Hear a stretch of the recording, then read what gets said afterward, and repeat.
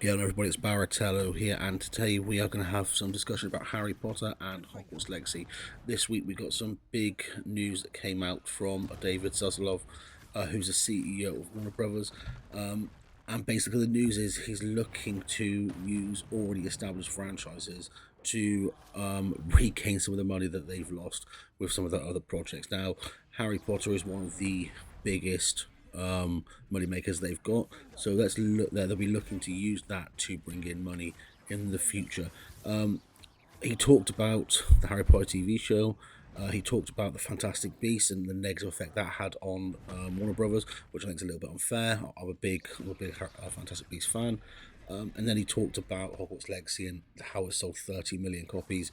I know you can assume Warner Brothers is going to try and milk that for as much as they can.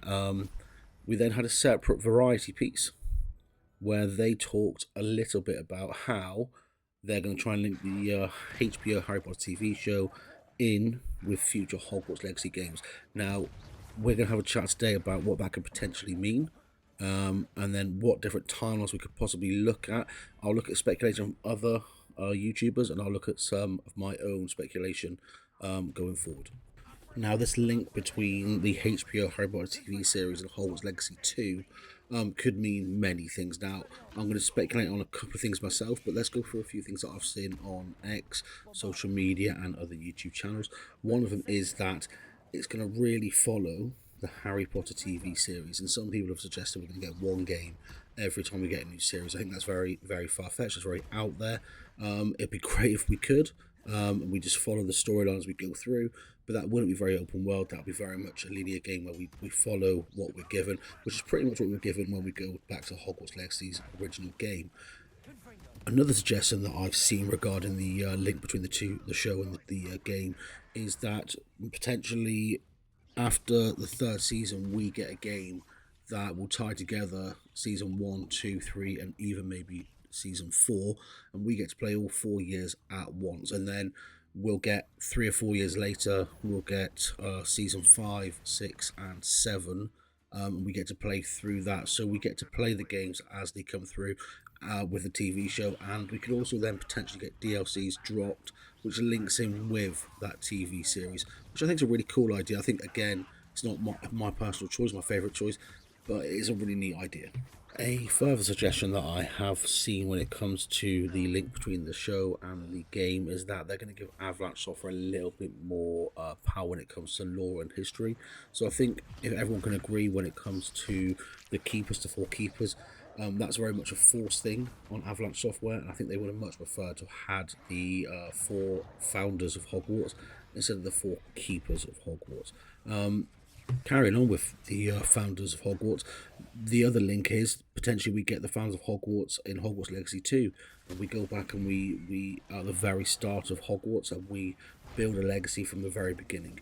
Again, it's not my personal favourite choice, but I've seen a few people go out and make the suggestion, and you know what, it wouldn't be a bad game. It just takes you back another further 900 years, and you get to see some really cool creatures around, get to see it in its early stages, and just see how the game and Hogwarts develops.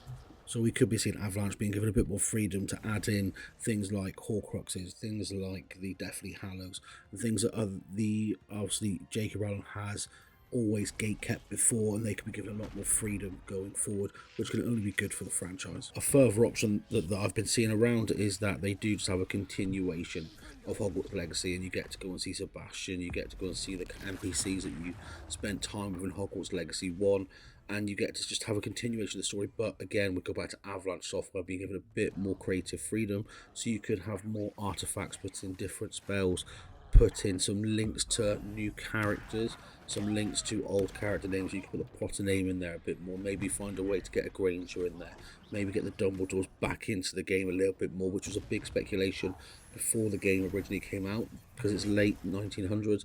People thought that we was going to get some Dumbledores in there, and thus ending on what I personally would like to see. And I think we could have a really nice way to link into the Marauders, which was obviously the 1970s, and they could mimic the years with the Harry Potter TV show.